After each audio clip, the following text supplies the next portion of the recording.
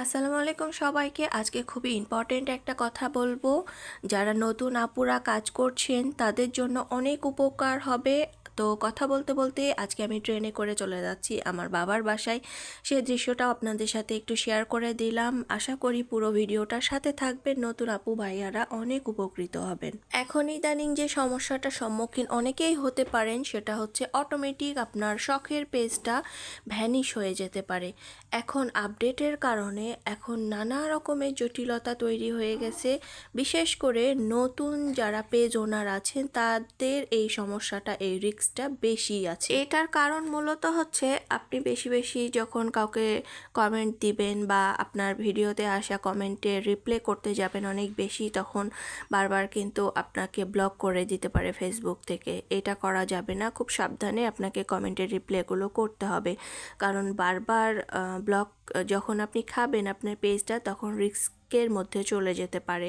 তো এই জন্য যারা নতুন কাজ করবেন খুবই সাবধানে আপনাদেরকে একটু কাজটা করতে হবে। আর এই থেকে বাঁচার জন্য আপনাকে অবশ্যই একটা মাদার আইডি, যে আইডির মাধ্যমে আপনি পেজটা খুলে রেখেছেন, আরেকটা আপনাকে মাদার আইডি অ্যাড করে রাখতে হবে।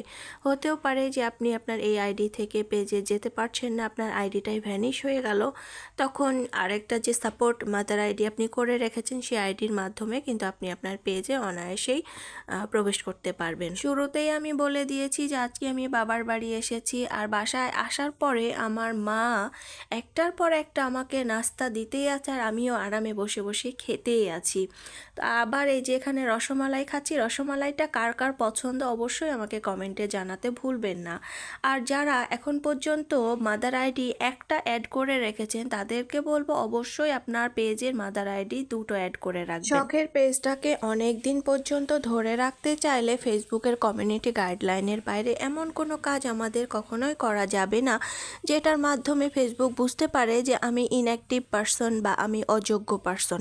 তো ফেসবুকের কাছে নিজের পরিচিতিটা যেভাবে তৈরি করতে হবে, নিজের অ্যাক্টিভিটিটাও প্রমাণ দিতে হবে যে আমি আসলে অ্যাক্টিভ একজন মানুষ, আমি ফেসবুকে কাজ করতে আগ্রহী এবং নিষ্ঠার সাথে আমি আমার সেই কাজটা করতে চাই।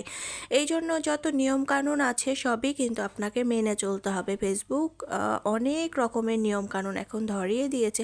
যেহেতু এখান থেকে আপনাকে একটা আর্নিংয়ের সুযোগ দিয়েছে, সেই জন্য এখানে কিন্তু অনেক কানুনও আছে যেটা আপনাকে প্রপার ওয়েতে মেনে কাজ করতে হবে।